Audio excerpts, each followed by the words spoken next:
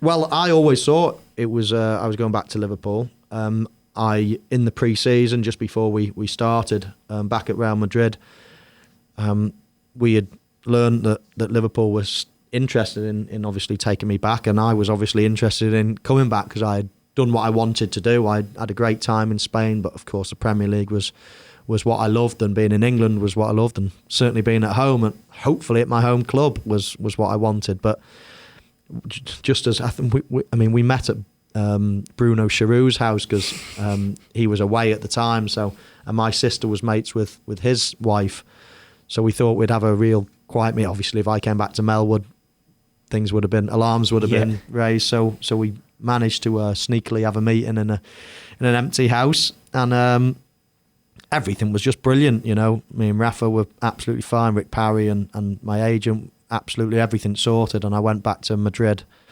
almost floating on air, you know, just thinking I'm coming back. And sadly, as soon as I landed, we had a game, I think a pre-season game or something in a few days. And I was in my hotel room, and Florentino Perez, the president of Madrid, knocked on my door and said, we've just received a bid. And he came in and just said, we've just received a bid that we're happy to accept. And I was just waiting for him to say Liverpool, and I was thinking, oh, this is just like clockwork, it's perfect. And he said, and it's so it's up to you. You can either go to Newcastle or you can stay here where we want to keep you. But if you want to go, then... And I just couldn't believe what he had said. I mean, I had no idea that Newcastle had made this bid, and of course put 16 million down when I thought, you know, we were going to get a deal done with Liverpool for the 8 million that Liverpool had sold me for. And that was that. I remember just looking at him in the eyes and saying, well, I'm not going. I'll stay then. He said, okay, no problem. No, that's fine. And of course that started a week or two of prolonged poker play, let's say, with me just saying, well, it's Liverpool or nothing. And I knew they probably wanted to take some cash for me because they wanted Sergio Ramos at the time from Sevilla. And so I knew that they were happy selling me, but I was obviously trying to hold my cards close to my chest saying, well, it's Liverpool or nothing for me, until it got right down to the wire. And I was obviously speaking to Rick Parry at this point, and Rick said, listen, we can't bid a penny over 8 million. That's, you know, that's the final sort of offer type of thing. And I knew then that 16 million Newcastle, they're never ever, and they were adamant they were never ever going to sell me to Liverpool. So that was that. I had a decision. It was Newcastle or Madrid. And I decided for a lot of different reasons. There was a World Cup at that end of that year.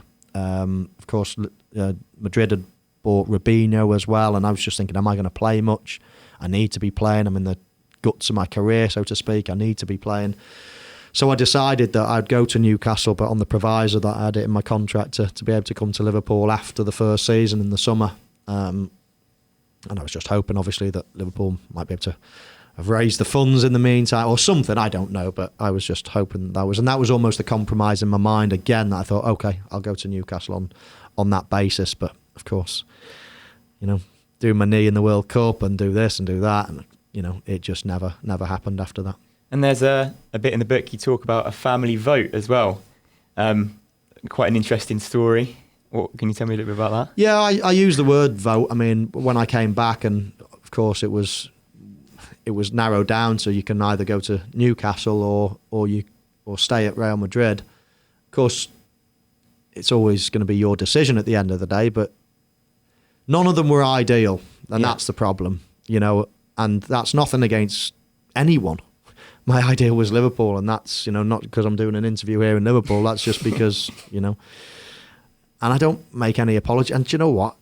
I don't get how other people can't understand it in many ways. I mean, there was so much that came out of the book, and, you know, I just don't understand how people couldn't understand that of course, that was my first choice, and no matter what happened then, it was going to be my second choice, you know, or third choice, or whatever it was going to be. And that could have been any team. It could have been West Ham, it could have been Nottingham Forest, it could have been Tranmere, it could have been anyone. You know, whoever it was, they were never going to be where I wanted to go.